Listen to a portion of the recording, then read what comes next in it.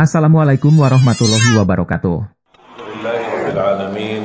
Ashhadu an la ilaha illallah wahdahu la syarika lah waliyus salihin wa ashhadu anna sayyidana wa nabiyyana Muhammadan abduhu wa rasuluh.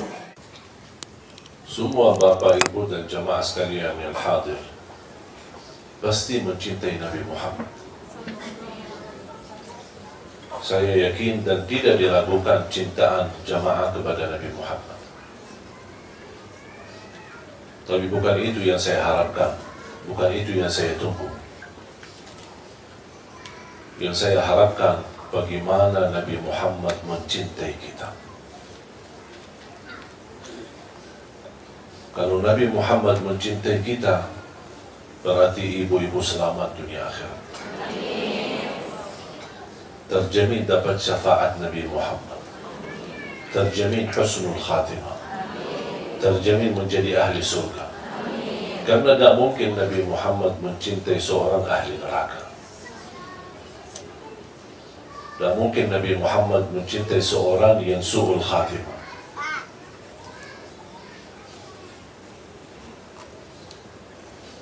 Kita aja membayangkan sudah merasa tersentuh hati kita. Ini baru khayalan saja. Bahkan sebagian besar yang menangis. Yang saya bayangkan kira-kira gimana Mu'adz radhiyallahu anhu itu sendiri. Dia bukan menghayalkan atau membayangkan. Dia langsung bertemu dan langsung mendengar dari mulutnya Nabi Muhammad SAW. Hei Mu'adz, aku mencintaimu.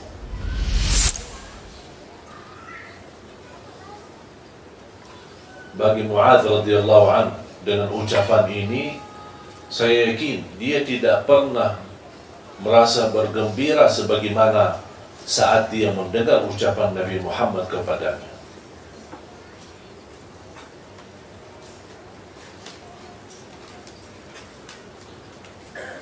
Dan termasuk Mu'adz bin Jabal, salah satu sahabat yang paling mengerti perbedaan antara halal dan haram. Sampai Rasulullah berkata, kalau ada ingin tahu perbedaan halal yang haram mana yang halal, mana yang haram, kan ialah Mu'adz radhiyallahu anhu.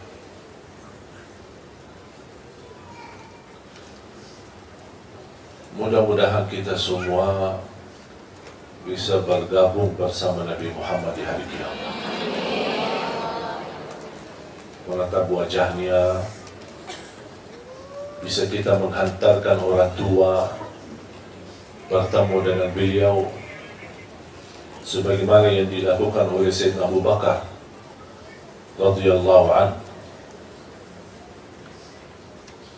Sayyidina Abu Bakar duluan masuk Islam sebelum orang tuanya. Berjuangan lama baru dia bisa mendapatkan orang tuanya menerima Islam. Ketika orang tua berkenan menerima Islam dan ingin mengucapkan kalimat syahadat, Sayyidina Abu Bakar berkata, ayo saya bawamu kepada Rasulullah SAW. Ketika Rasulullah SAW melihat Sayyidina Abu Bakar aja lebih tua daripada Rasulullah dari segi umur. Tapi coba bayangkan, kira kalau Sayyidina Abu Bakar lebih tua, apalagi bapaknya Sayyidina Abu Bakar.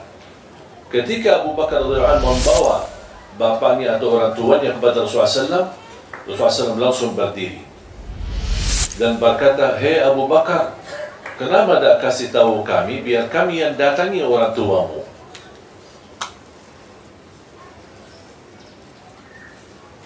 Apa jawab Sayyidina Abu Bakar? Kamu jauh lebih mulia untuk didatangi daripada orang tua saya. Coba betapa Nabi Muhammad mencintai, Sayyidina Abu Bakar mencintai Nabi Muhammad lebih daripada orang tuanya. Walaupun orang tuanya sakit-sakitan, cukup tua, cukup usia, tetapi tetap dia membawakan orang tuanya kepada Nabi Muhammad. Nabi Muhammad justru meminta Cuba kalau anda kasih tahu kami yang datang. Dah apa-apa, kami datang. Itulah tawadhu Nabi Muhammad sallallahu alaihi wasallam.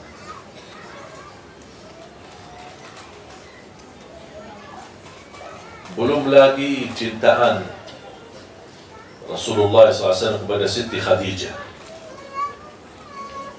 Jangan kepada Siti Khadijah sendiri, bermulia akhlaknya Nabi Muhammad. Bersama kawan-kawannya, teman-temannya, Siti Khadijah, Rasulullah SAW sangat luar biasa mulia akhlaknya. Demi cintaannya kepada Siti Khadijah. Sampai pernah satu saat Rasulullah SAW bersama Siti Khadijah didatangi malaikat Jibril. Rasulullah SAW berpisah sebentar, sesaat bersama malaikat Jibril. Dan malaikat Jibril berkata, itu Khadijah ya. Kata Rasulullah SAW, ya Khadijah, istriku. Sesudah Rasulullah SAW menerima wahyu, malaikat Jibril menyampaikan, mohon ya Rasulullah, titip salam aku kepada Khadijah. Malaikat Jibril kirim salam kepada Siti Khadijah. Betapa mulianya Siti Khadijah.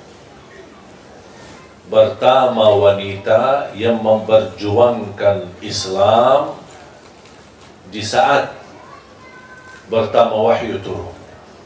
Pertama wanita yang menghabiskan hartanya untuk menolong Islam dan menolong Rasulullah SAW. Dan sebagian ulama, bahkan sebagian besar ulama berkata, kalau bukan perjuangan Siti Khadijah, kita tidak bisa kenal Islam. Fantas dapat titipan salam dari malaikat Jibril. Rasulullah ketika mendengar ada kirim salam dari malaikat Jibril, Rasulullah SAW sendiri merasa gembira, merasa bahagia. Istriku dapat perhatian. Sampai malaikat Jibril melihat Rasulullah SAW, terlihat kegembiraannya dan kesenangannya di wajahnya. Sambil malaikat menyampaikan, senang dengan penyampaian atau titipan salam kepada Siti Khadijah. Ini ada berita lagi. Sampaikan salam kepada Siti Khadijah dari Allah Subhanahu wa ta'ala.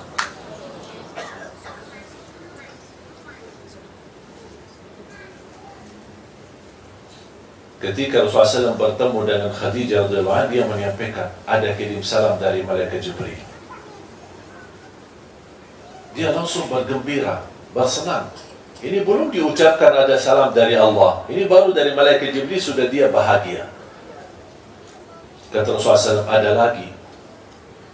Ada kirim atau titipan salam dari Allah untukmu.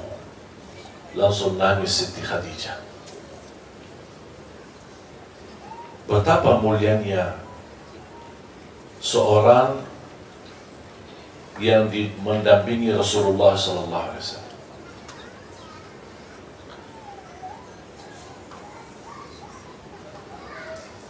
Belum lagi cerita cinta Nabi Muhammad kepada Aisyah radhiyallahu anha. Betapa luar biasa cintaan Nabi Muhammad SAW.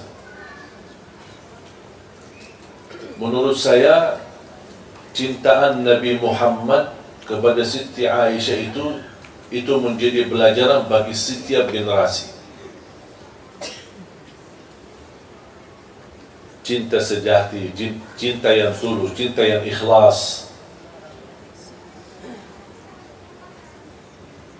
Setiap saya baca kisah-kisah cintaan Rasulullah kepada Siti Aisyah, kita masih jauh. Masih jauh. Bukan manusia yang biasa yang bisa memuliakan seorang istri. Apalagi istrinya memiliki keturunan, memiliki anak-anak. Itulah cintaan yang menantarkan kata sakinah, mawaddah, warahmah. cintaan yang abadi, cintaan yang hakiki, yang kita semua mengharapkan. Bukan hanya cintaan suami kepada isteri atau cintaan isteri kepada suami. Bahkan kita harap lebih daripada itu semua. Walaupun ini menjadi salah satu langkah kita mencintai seorang karena Allah, bukan karena kelebihannya, bukan karena hartanya, bukan karena jabatannya. Yang membuat cintaan kita hakiki adalah karena cintaan kita kepada Allah Subhanahu wa ta'ala. Aku cinta istri karena Allah, aku mencintai anak-anakku karena Allah. Itu yang membuat saya menjaga cintaan itu menjadi abadi. Sampai kita akan datang satu saat, kalau kita bisa menjaga cintaan kita semuanya karena Allah Subhanahu wa ta'ala, akan datang satu saat kita mendengar berita gembira dari Allah Subhanahu wa ta'ala. Apa berita gembira dari Allah bagi orang yang mencintai sesama karena Allah? Apa itu orang tua kita? Apa itu keturunan kita? Apa itu suami kita, istri kita? Inna Allah idza ahabba 'abdan nada malaika Jibril. Kalau Allah mencintai seorang hamba, Allah tidak mungkin bisa mencintai kita sebelum ada bukti cintaan kita, segala cintaan kita karena Allah. Istilahnya, mesti kita memiliki cintaan yang menarik perhatian. Seolah-olah kita berkata, ya Allah, lihatlah aku ini. Aku orang hamba yang mencintaimu, mencintai Rasulmu, mencintai suamiku, mencintai anakku, mencintai agama, mencintai salat, mencintai ibadah, mencintai Quran. Semua cintaan ini karenamu ya Allah. Bukan hanya ucapannya, tapi perilaku kita akan dapat balasan dari Allah. Kalau Allah mencintai seorang, Allah panggil malaikat Jibril.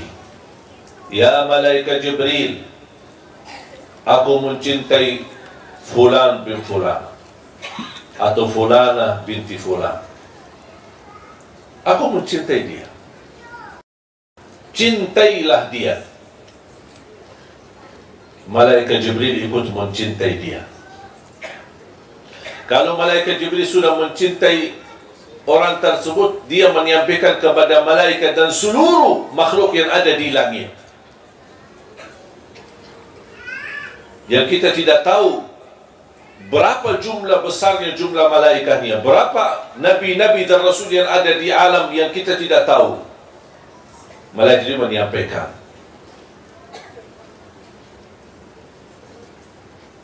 hei penduduk langit, ahlus sama, ahli langit, Allah mencintai fulan bin fulan, fulana binti fulan, dan aku mencintai mereka. Cintailah kalian terhadap mereka. Disitulah dicintai oleh semua yang ada di langit. Allah mencintainya, malaikat Jibril mencintainya, dan semua hamba-hamba Allah yang ada di langit mencintai. Selepas itu, apa yang akan terjadi? Kalau ahli langit mencintai kita, akan Allah wujudkan al-qabul di muka bumi. Kemanapun kita berada, disayangi orang, disenangi orang, dihormati orang, dimuliakan orang, dimanapun kita berada, biarpun kita ke negeri asing. Dan kadang-kadang kita di salah satu tempat, misal lagi jalan sama keluarga, mungkin di tanah suci, lagi umrah atau haji, atau lagi di satu tempat, misal lagi jalan-jalan kemana, ada satu kejadian, tiba-tiba ada orang kita tidak kenal datang menolong kita, menurusi kita, menantarkan kita. Itu bukan sesuatu yang terjadi kebetulan. Mudah-mudahan menjadi tanda Allah mencintai kita. Makanya Allah menghantarkan orang yang mampu menolong kita. Banyak yang terjadi di muka bumi ini, ada tanda-tandanya, tapi tidak semua bisa mengerti tanda-tanda itu. Ketika pun kita memiliki kesalahan, memiliki kekurangan, dan kita mendapatkan ujian, jangan ada yang merasa Allah tidak mencintai saya lagi karena saya terus ujian, habis ujian, ujian lagi, selesai dari ujian, jatuh kepada ujian lagi. Justru itu tanda Allah masih peduli kepada kita. Yang Allah tidak pedulikan orang yang tidak pernah Allah perhatikan, menjadikan hidupnya sia-sia, menjadikan hidupnya sengsara, tidak pernah diuji, dibiarkan begitu saja.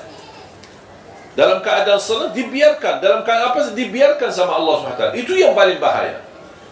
Tapi ketika kita diuji, justru tanda itu Allah masih ingat sama kita.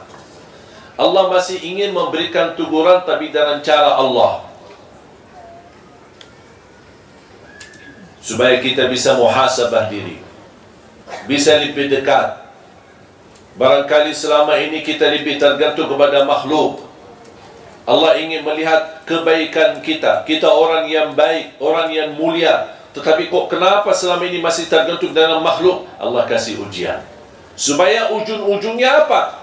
Yang anda sebutkan bukan hei fulan, hei fulana, tolonglah aku. Tapi tidak, akan datang satu saat yang keluar dari hati dan ucapan lidah kita, ya Allah, tolonglah aku. Itu bisikan yang istimewa karena keluar dari tulus hati kita, ikhlas, dan itulah yang ditunggu oleh Allah Subhanahu wa ta'ala. Dan semakin mulia cintaan kita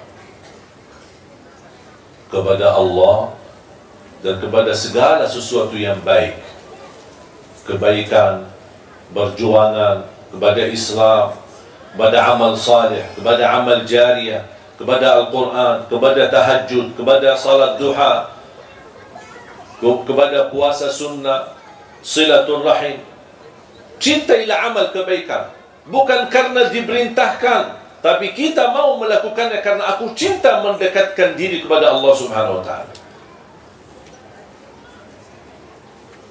Kalau kita aja dekat sama raja, atau sama orang pejabat tinggi, atau sama orang yang mulia, kita merasa berbahagia. Gimana kalau kira-kira kita menjadi orang yang dekat sama Allah? Berarti doa kita diijabah, hajat kita dikabulkan, masalah kita diangkat, apapun yang kita hadapi akan diselesaikan oleh Allah Subhanahu wa ta'ala, karena kita termasuk golongan yang dicintai Allah. Dan mungkin Allah mencintai seorang, tapi Allah membiarkan begitu saja.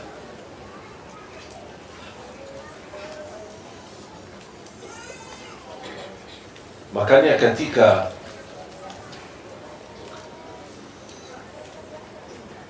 saya bersalawat,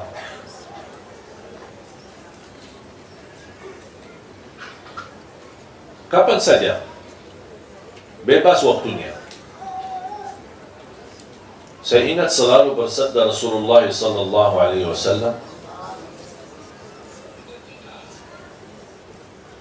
di hadis yang diriwayatkan Imam Muslim,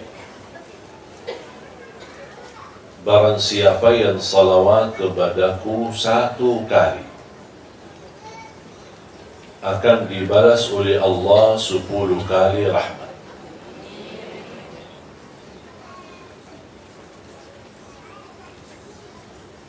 Betapa kita sangat membutuhkan rahmat dari Allah. Tahu tak rahmat? Apa? Kasih sayang. Mau gak disayangi sama Allah?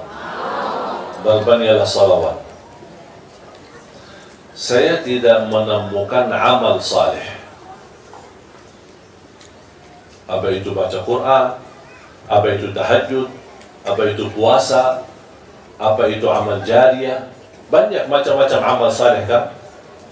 Saya tidak pernah menemukan amal saleh yang lebih istimewa menjaminkan kasih sayangnya Allah kepada kita berlipat ganda selain salawat kepada Nabi Muhammad. Semakin banyak salawat, semakin tercurah banyak kasih sayangnya Allah kepada kita. Belum lagi kita terjamin dapat syafaat Nabi Muhammad. Belum lagi nama kita dikenal Nabi Muhammad, khususnya malam Jumat dan hari Jumat. Semakin banyak salawat kita, karena itu permintaan Nabi Muhammad, berbanyalah salawat kepadaku hari Jumat dan malam Jumat, karena salawat kalian malam Jumat dan hari Jumat Allah hantarkanlah kepada aku. Berarti kalau ada malaikat yang membawa salawat kita, karena begitu banyak salawat kita kepada Rasulullah, pasti Rasul kenal sama kita. Karena tidak mungkin malaikat berkata, ini salawat dari Indonesia. Pasti malaikat berkata, ya Rasulullah, ini salawat fulana binti fulan. Jadi nama kita dikenal sama Rasul. Kalau nama kita dikenal sama Rasul, jangan khawatir. Nanti Rasul bakal cari kita nanti di hari kiamat. Karena dia sering mendengar nama kita. Sering. Kenapa dia sering dengar nama kita? Karena malaikat Jibril sering mendengar salawat kita, dan malaikat Jibril yang membawa nama kita kepada Rasulullah SAW.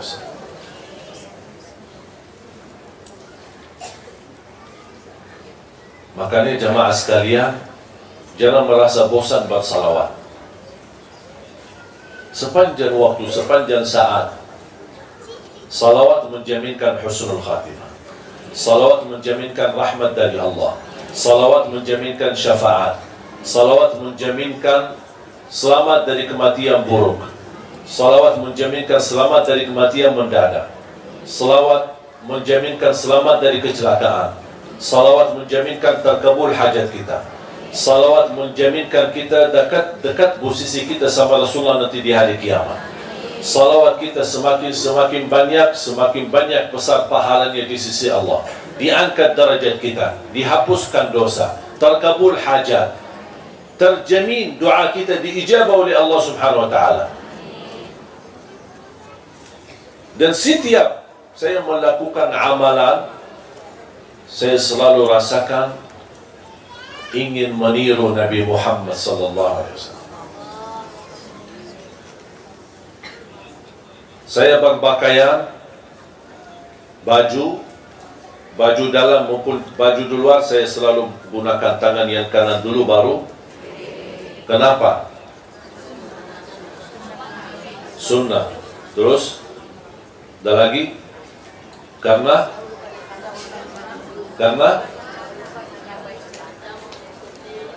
boleh. Terus apa alasan lagi? Karena diperintahkan. Karena setiap kebaikan dimulai pakai kanan. Ada lagi?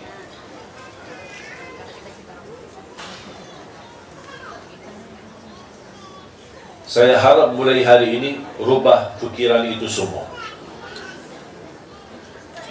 Bukan karena kanan itu sesuatu kebaikan. Segala kebaikan kita mulai pakai tangan kanan. Bukan karena itu sunnah. Bukan karena itu dianjurkan atau diajarkan. Bukan karena itu diperintahkan.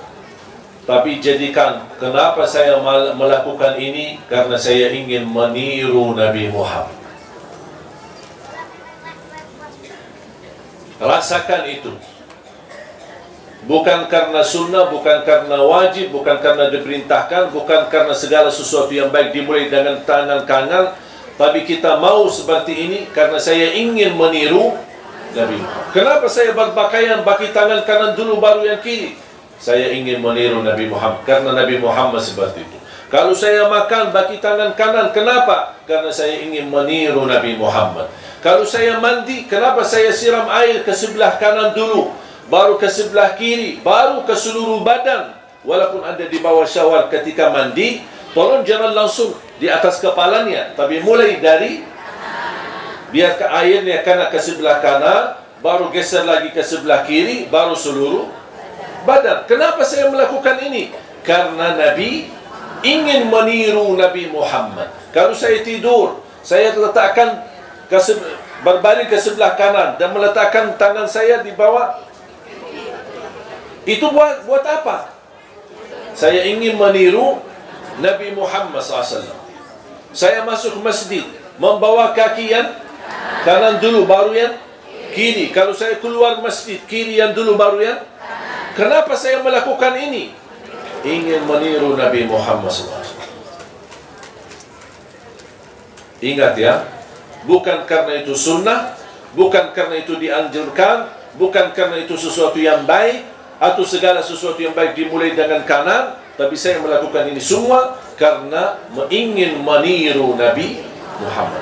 Kos kaki juga berarti kita bisa membawa Nabi Muhammad dalam segala aktivitas kita, walaupun hanya sebatas pakai kos kaki. Saya ingat kanan yang dulu baru yang kiri, karena saya ingin meniru Nabi Muhammad. Bagi sandal, bagi sepatunya, kanan yang dulu baru yang ingin meniru Nabi. Bahkan termasuk anak-anak kita.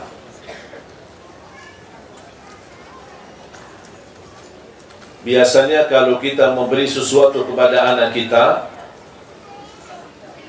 namanya anak-anak, kadang-kadang dia menunjukkan tangan yang kiri. Apa itu, permen atau apa makanan, apa sajalah. Betul? Sering terjadi itu, anak-anak selalu menggunakan tangan yang kiri. Dan kita berkata apa? Mana tangan yang manis? Betul? Atau mana tangan yang bagus? Mana tangan yang baik? Boleh nggak kita rubahkan istilah mulai hari ini?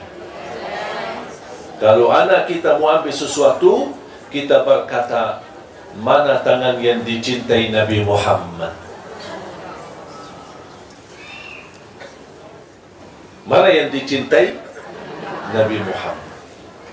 Supaya dari kecil dia tertanam meniru Nabi Muhammad dalam segala hal. Walaupun dia masih anak-anak tidak tahu apa itu Nabi Muhammad, tidak apa-apa. Kita ajarin, kita kuatkan hubungan batinnya, hatinya, hubungan baik sama Nabi Muhammad. Semakin dia dewasa, semakin dia besar, dia akan tahu segala perilakunya dia ternyata meniru Nabi Muhammad. Dia akan pasti mencari tahu siapa ini Nabi Muhammad. Ternyata Nabi Muhammad adalah teladanku.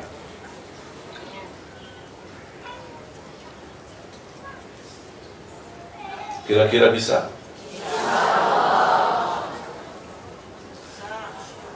Ibu jamaah sekalian, kalau bisa ibu bertahan dan menjaga, ingin meniru Nabi Muhammad, ingin meniru Nabi Muhammad, ingin meniru Nabi Muhammad, dan kita bisa menjalani ibadah ini dengan perasaan ini selama 1 minggu, insya Allah ibu-ibu akan merasa jauh lebih indah hubungan batin kita sama Rasulullah.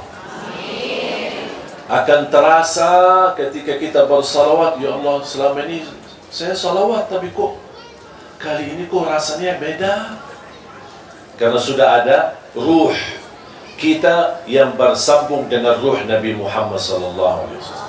Siapa yang tidak mau ruhnya langsung bersambung kepada Rasulullah? Siapa yang tidak mau nyawanya, batinnya, hatinya bersama Rasulullah SAW? Makanya kita wujudkan Rasulullah dalam hati kita, dalam kehidupan kita sehari-hari, kemanapun kita pergi. Apalagi melalui banyak salawat.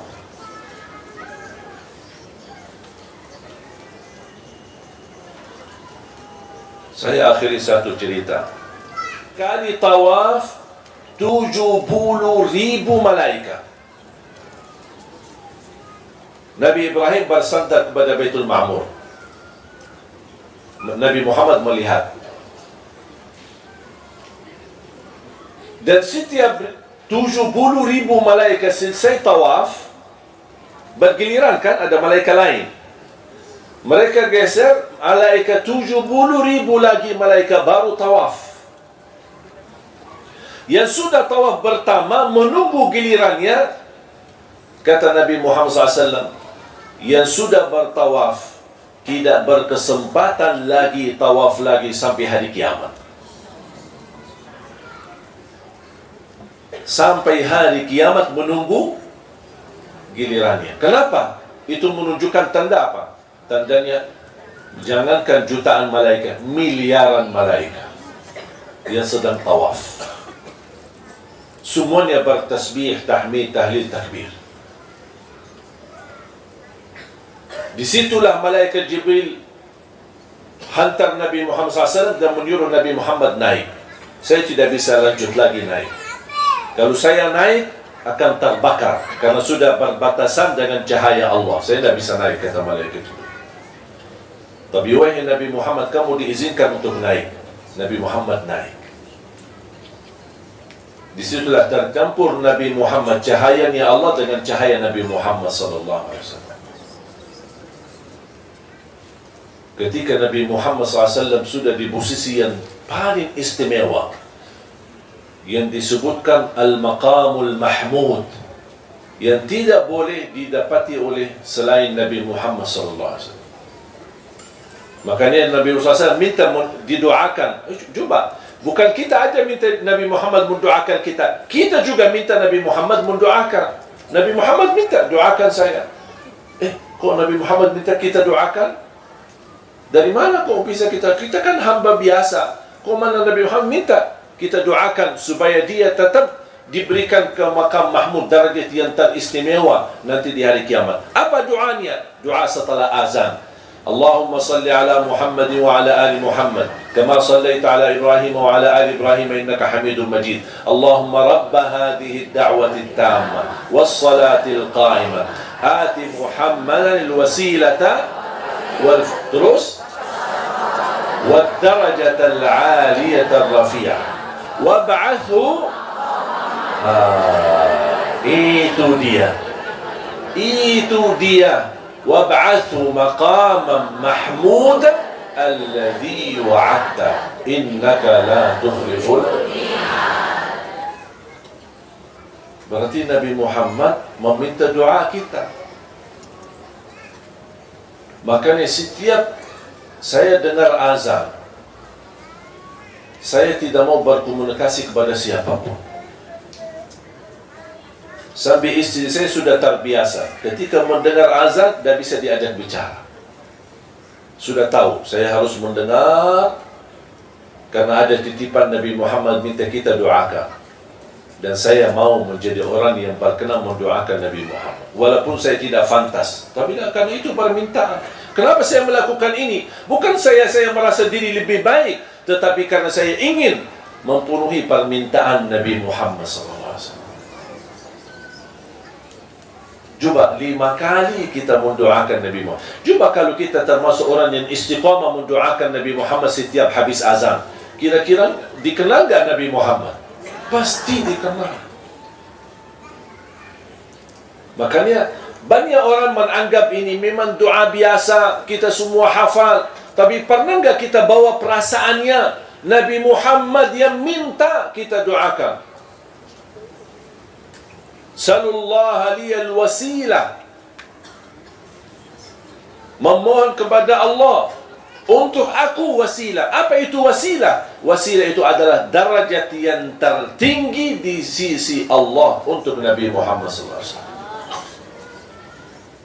Kan disebutkan dalam doa al-wasilata wal-fadilah.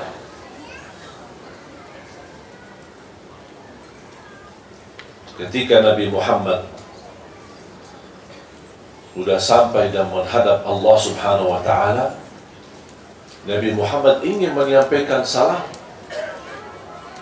Kalau kita bertemu sesuatu atau menghadap seorang, kita pasti menurut, apalagi kita yang datang kan.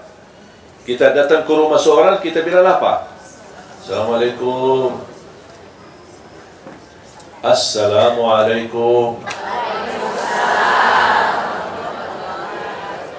Sering kadang-kadang ada orang jamaah datang, Saya kebetulan misal lagi di ruang bawah, terus ada orang datang, Assalamualaikum. Saya dah jawab. Apa itu Assalamualaikum? Assalamualaikum. Saya dah jawab. Dia perhatikan saya ada. Yang lebih parah itu, yang saya menganggap hal itu tidak sopan. Misal kalau kita di depan rumah, ada jendela terbuka, kita nitip. Assalamualaikum. Dah jawab, padahal dia ada di sini. Kok dah jawab? Memang saya tidak jawab, karena itu tidak sopan. Itu bukan akhlak orang mukmin. Islam menajarkan kalau kita datang ke rumah orang, tutup pintunya, geser dari depan pintu. Kenapa kita geser kanan atau kiri? Karena Islam menajarkan seandainya dia buka pintu, jangan sambil mata kita membuka aurat pintunya atau rumahnya. Makanya disuruh geser ke kanan atau kiri. Udah kita Masya Allah begitu buka pintu, ada siapa di sini? Panjang matanya. Tidak sopan itu. Juga betapa mulianya Islam. Pandangan mata di rumah orang itu kita harus jaga. Tok pintu 3 kali dan ucapan Assalamualaikum. Assalamualaikum.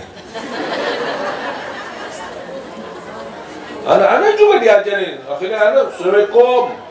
Assalamualaikum.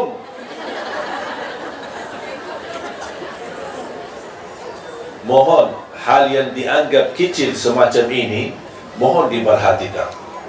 Karena ucapan salam itu doa. Assalamualaikum. Doa dapat salam, dapat sejahtera, dapat kedamaian, dapat rahmat, dapat berkat dari Allah Subhanahu wa taala. Makanya ketika Nabi Muhammad menghadap Allah, dia apa yang harus saya seorang pendatang bertemu Allah, apa yang saya ucapkan? Kalau saya bilang Assalamualaikum, Allah Maha Salam. Bagaimana saya mengucapkan Assalamualaikum ya Allah? Allah lah memberi salam. Allah anugerahkan ucapan-ucapan yang istimewa. Nabi Muhammad mengucapkan At-tahiyyatu, As-salawatu, Al-mubarakatu, At-tayyibatu Lillahi Rabbil Alamin. Makanya menjadi tahiyat dalam salat kita. Itu pertama yang diucapkan oleh Nabi Muhammad SAW kepada Allah SWT. Karena tidak layak Nabi Muhammad berkata Ya Allah, Assalamualaikum. Maksudnya apa Assalamualaikum? Karena kepada kita sama manusia boleh, tapi kalau kita sama Allah tidak boleh. Karena Allah Maha memberi salam. Bagaimana kita bilang assalam kepada Allah? Makanya Allah anugerahkan ucapan itu kepada Nabi Muhammad. At-tahiyyatu, salawatu, tayyibatul mubarakat. Terus apa yang Allah jawab? Assalamu alayka ayyuhan nabiyyu wa rahmatullahi wa barakatuh. Ketika saya salat dan membaca tahiyat, saya bisa merasakan berdialog antara Allah sama Nabi Muhammad. Nabi Muhammad mengucap, Allah jawab. Nabi Muhammad berkata, Allah jawab. Indahnya luar biasa tahiyat itu. Assalamu alayka ayyuhan nabiyyu wa rahmatullahi wa barakatuh. Berarti Allah menganugerahkan sejahtera, kedamaian, salam, rahmat, berkat kepada Nabi Muhammad. Coba Nabi Muhammad di saat itu, di tempat yang istimewa, di posisi yang istimewa, di derajat yang tertinggi, bertemu Allah Subhanahu wa taala, dan di situ dia tidak pernah lupa kita. Ketika dia mendengar Allah menyampaikan Assalamualaikum warahmatullahi wabarakatuh, Assalamu alayka ayyuhan nabiyyu warahmatullahi wabarakatuh, apa dia jawab? Assalamu alayna wa ala ibadillahis salihin. Ya Allah, aku mohon kesejahteraan buat aku dan semua hamba-hamba yang saleh. Malaikat Jibril karena posisinya tidak terlalu jauh mendengar bisikan ini. Ya Allah, betapa Nabi Muhammad sambil ingat hamba-hamba yang saleh. Ya Allah, anugerahkan salam, rahmat, berkat kepada semua hamba-hambamu yang saleh, termasuk malaikat Jibril dan semua. Ketika malaikat Jibril mendengar, fantas malaikat Jibril berkata, layaklah mu asyhadu an la ilaha illallah wa asyhadu anna Muhammadar Rasulullah.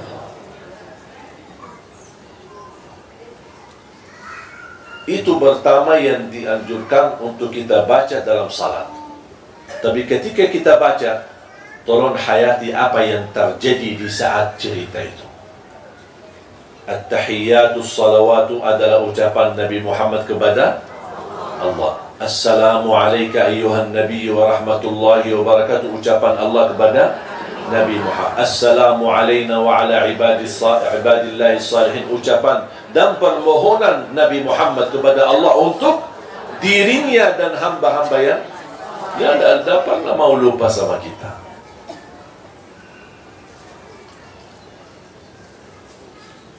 Makanya ketika turun ayat Inna Allaha wa malaikatahu yusalluna, karena pertama fardu salat ada tahiyat, tidak ada salawat. Ada tahiyat sampai asyhadu an la ilaha illallah wa anna Muhammadar, yang disebutkan tahiyat awal. Belum ada Allahumma salli ala Muhammad wa ala. Sampai turunnya ayat Inna Allaha wa malaikatahu yusalluna ala nabi ya ayyuhalladzina amanu sallu alaihi wa sallimu. Di situ ada perintah, hei orang beriman, bersalawatlah kepada Nabi Muhammad dan bersalamlah taslima. Sahabat yang mengerti bahasa Arab, mereka belum bisa mengambil kesimpulan dari makna ayat itu. Mereka datang kepada Rasul, ya Rasulullah, kami sudah tahu dan kenal salam kepadamu, assalamu alayka ayyuhan nabiy wa rahmatullahi wa barakatuh. Tapi mohon maaf ya Rasulullah, bagaimana salawat kepadamu sebagaimana Allah perintahkan, ya ayyuhalladzina amanu sallu alaihi wa sallimu taslima. Nabi Muhammad berkata, katakanlah Allahumma salli ala Muhammad wa ala ali Muhammad kama sallaita ala Ibrahim wa ala ali Ibrahim wa barik ala Muhammad wa ala ali Muhammad kama barakta ala Ibrahim wa ala ali Ibrahim fil alamin innaka Hamidun. Faham bu?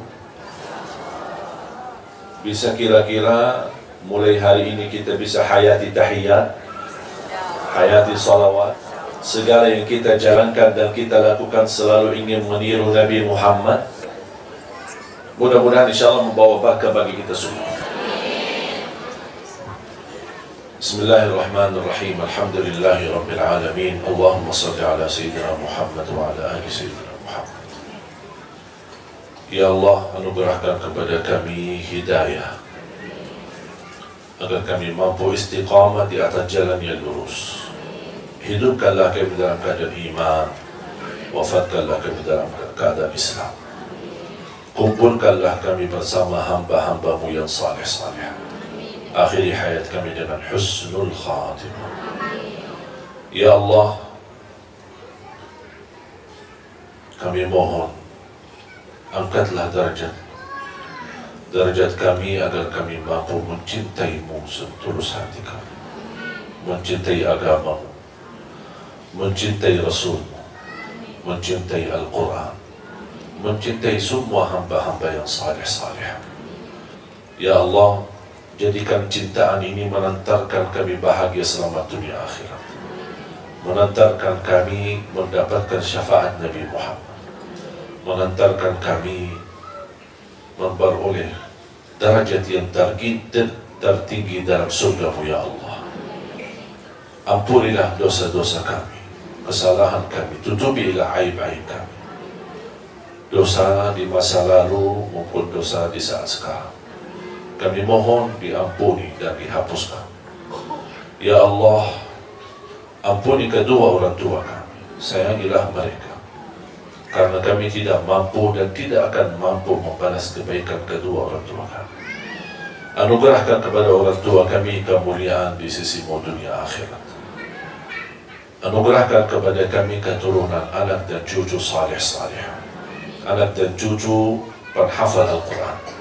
Anugerahkan kepada kami suami yang mampu memimpin kami dalam agama, yang mampu membawa kami menjadi wanita yang takwa, wanita yang salih, mampu menjadi imam yang bertanggung jawab. Birahmatika ya arhamar rahim. Anugerahkan ya Allah kepada kami rumah tangga sakinah, mawaddah, warahmah, bahagia selamat dunia akhirat.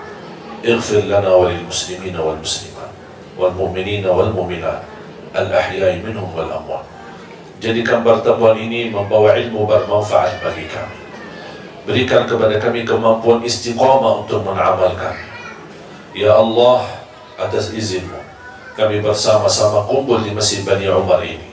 Berilah kepada kami ya Allah anugerahmu untuk bersama-sama bertemu kembali di dalam surgamu ya Allah bersama Nabi Muhammad sallallahu alaihi wasallam. Rabbana taqabbal minna innaka antas samiul alim wa tub alaina innaka antat tawwabur rahim. Rabbana atina fid dunya hasanah wa fil akhirati hasanah wa qina adzaban nar. Wa sallallahu ala sayyidina wa nabiyyina Muhammadin wa ala alihi wa sahbihi wa baraka wa sallam. Walhamdulillahi rabbil alamin. Semoga bermanfaat yang sudah subscribe. Semoga diberikan kesehatan dan keberkahan. Wassalamualaikum warahmatullahi wabarakatuh.